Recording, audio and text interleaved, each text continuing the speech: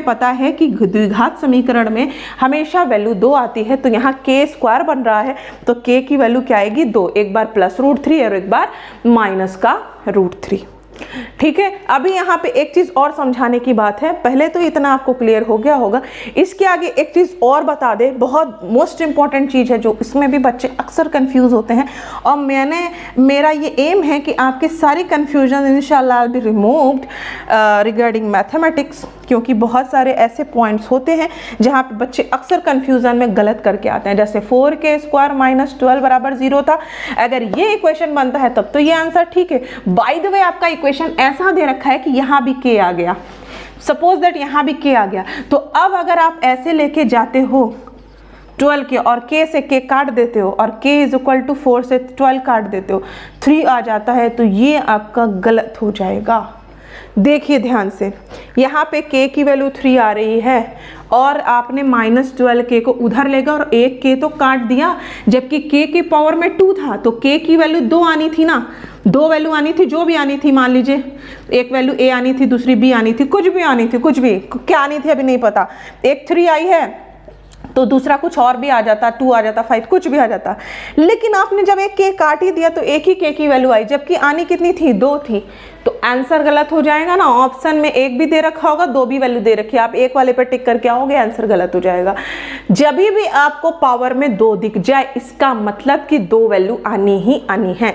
तो अब इसका मैंने यहाँ कहना क्या है, आप ध्यान से समझिएगा कि जब भी आपको ऐसा कंडीशन दिखे कि दोनों में आपको वेरिएबल दिख रहा हो, दोनों में, तो आप क्या करोगे, डायरेक्ट इसको इधर ले जाके नहीं काटोगे, इसमें से कॉमन लेने की कोशिश कीजिए। कौन कौन चीज कॉमन आ रही है, k के पावर 2 है, k के पावर में मैंने बताया हमेशा मिनिमम पावर बाहर करते हैं, तो मिनिमम 2 मिनिमम है या 1 मिनिमम है, कौन छोटा है, तो k के पावर 1 बाहर कर दिया, अब 1 लिखने की जरूरत नहीं। 4 के टेबल से 4 भी जाता है, 12 भी जाता है, तो 4 भी कॉमन करिए, तो 4 भी बाहर आ गया और k के पावर 2 था, k भी बाहर आ गया, तो एक k बच गया। अब 4 के टेबल से 12 काटिए, 4 3 जो 12 और k के पावर 1 यहाँ था, k के पावर 1 यहाँ था, बाहर खींच लिया तो यहाँ k बचा ही नहीं, अब बराबर में 0। अब आपको 2 कंडीशन मिली, एक बार 4k बराबर 0, 4k बराबर 0, तो k बराबर 4 कहाँ चला जाएगा, डिवाइड में, तो किसी भी नंबर से 0 को डिवाइड करने पे 0, तो एक k की वैल्यू कितनी आई बच्चों 0, और यहाँ से अब इसको इक्वल टू -0 करेंगे तो k बराबर 3।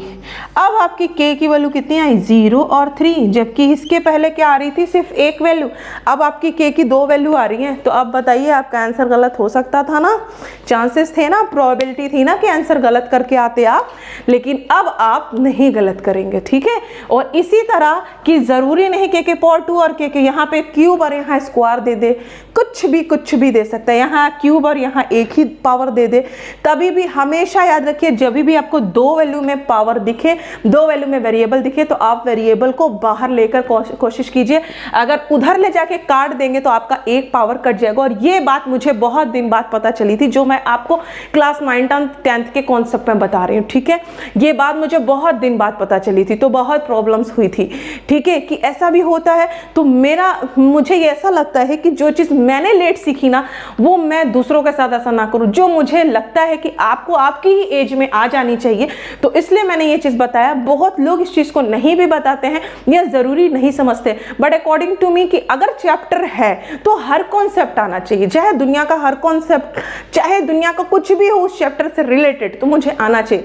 अगर मेरी सोच, मेरी कॉग्निशन इतना है कि मैं उसे एब्जॉर्ब कर सकती हूँ, ज़रूर करूँगी, नहीं कर पाती तो कोई बात नहीं, आगे तो करना ही करना है, फिर तो कंपल्सन ही है कि आगे तो पढ़ना ही पढ़ना है। लेकिन अगर जो बच्चा अच्छा है, अच्छा क्या सभी बच्चे अच्छे होते हैं, लेकिन अगर जो चाहता है कि मुझे थोड़ा सा अलग तरीके की चीज़ें मिले जो कि बहुत लोग नहीं पढ़ते या बहुत लोग आपके कलीग्स, आपके क्लासमेट्स नहीं जानते, वो चीज़ आप जानिए और ऐसे चीज़ों को खेला कीजिए, आपस में प्ले किया कीजिए। क्या बताना ज़रा इसकी वैल्यू क्या आएगी, तो अक्सर बच्चा k की वैल्यू 3 निकालेगा, क्योंकि उसे पता है कि उधर ले काट दो, उसे ये चीज़ कॉन्सेप्ट दिमाग में है ही नहीं कि पावर में 2 है तो 1 नहीं कटेगा, 2 वैल्यू आएगी। ठीक है, तो इस तरह की चीज़ों से प्ले किया कीजिए, जिससे कि आपको प्ले में भी ना मैथ्स कीजिए।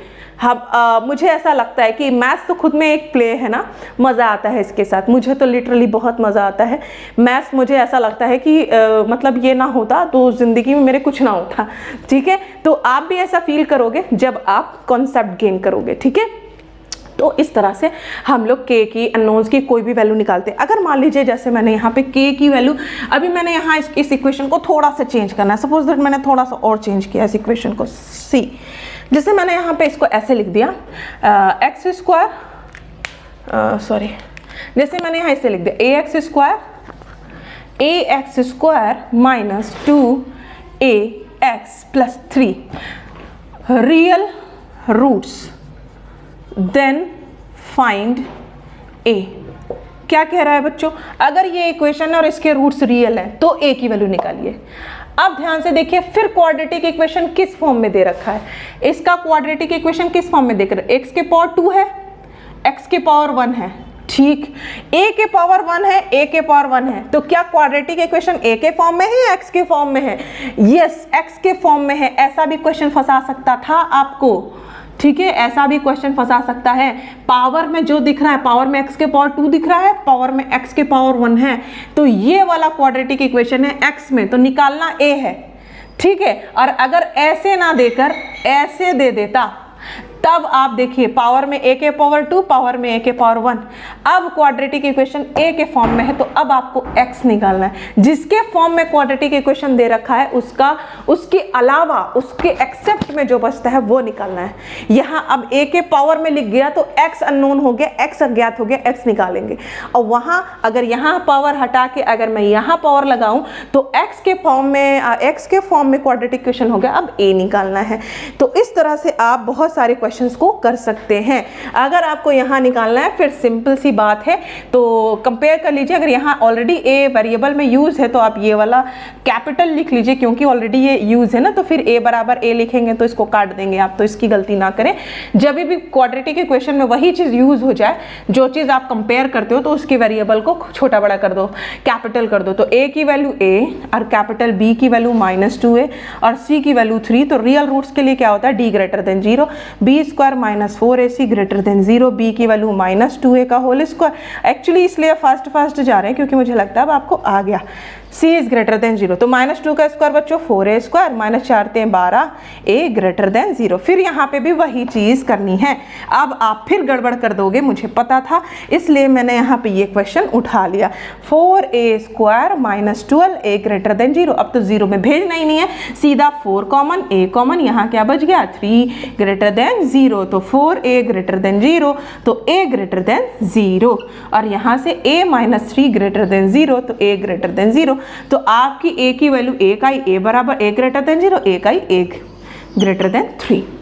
ये रहा, इस तरह से हम अननोन्स की वैल्यू फाइंड करते हैं। और आई होप कि मुझे लगता है ये कॉन्सेप्ट मैंने ठीक ठाक समझा दिया, आपको समझ में आ गया होगा। और अगर अच्छा लगा तो please like share and subscribe और बेल आइकन को ज़रूर दबाएं ताकि आपको सारे वीडियोस की नोटिफिकेशन मिले। Yes, I have told you कि मैंने आपको साइंस भी पढ़ाना है, बट कुछ है ऐसा जो कि अभी नहीं हो पा रहा है, बट इंशाल्लाह I will be trying and I will start again and again.